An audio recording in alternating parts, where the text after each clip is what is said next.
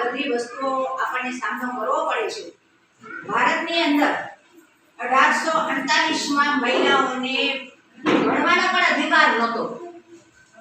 ત્યારે ભારતની એક એવી સ્ત્રી એ બહાર આવી સાવિત્રીબાઈ ફૂલે અને બ્રિટિશ સરકાર સામે લડી કે તમે અમને ભણવાના અધિકાર આપો। અને એ યુદ્ધ એનું ચાલુ જ રહ્યું। એમાં પછી રાજા રામમોહન રાય એવા બધા અનેક એવા સ્ત્રી સમાજ સુધારકો ભણતા ગયા અને આપણને ભણવાનો અધિકાર મળ્યો।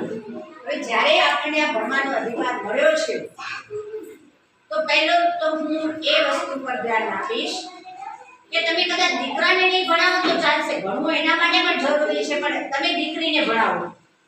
જો દીકરી એના પગભર હશે તો એ માતૃ સ્વરૂપે પણ આપણે પહેલા જોયું એની કોઈ એની કુખે જન્મદાત્રી જે છે એ એની કુખે જે આવી છે ને દીકરી એને મારવા માટેનો વિચાર નહીં કરે। એને પોતાના પગભર હશે તો સાસરે ગયા પછી એને ફાંસીએ નહીં લટકવું પડે કે એને એમ કે અગ્નિસ્નાન નહીં કરવું પડે। અને આપણે જોઈએ છીએ કે આવા કિસ્સામાં કોઈને સજા થતી નથી, પરંતુ આપણે આપણી દીકરીને તૈયાર કરવી પડશે। એટલે પહેલું તો કે આપણે આપણા એજ્યુકેશન ઉપર વધુ ધ્યાન આપીએ। દીકરીને ભણાવો। દીકરી બે ઘર તારશે, એ માવતરનું ઘરે તારશે અને સાસરાનો ઘર પણ દીકરી જ તારશે। બીજું કે આપણા ઘરની અંદર જો કોઈ વહુ ભણેલી ગણેલી વહુ આવે અને એને સરકારી નોકરી મળે તો ઘરની જેઠાણી કે સાસુ એને વિચારે કે આ હાલી જશે અને મારે ઘરનું કામ કરવું પડશે। એક સ્ત્રીની મદદ કરશે ને તો એ એના બાળકો એ ઘરને પણ આગળ લઈ જશે।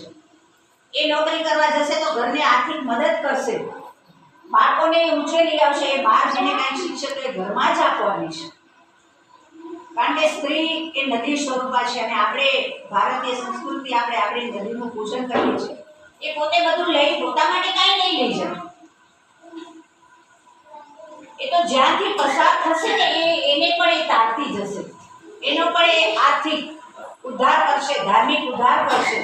એ જ રીતે સ્ત્રી એ નદી સ્વરૂપા છે, તો એને આપણે મદદ કરીએ, એને નોકરી મળે આપણા ઘરમાં।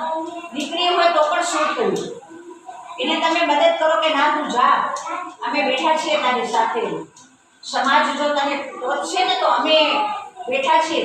હું મારી જ વાત કરું, મને જ્યારે નોકરી મળી ટ્રેઝરીમાં ત્યારે આજથી 42 વર્ષ પહેલાં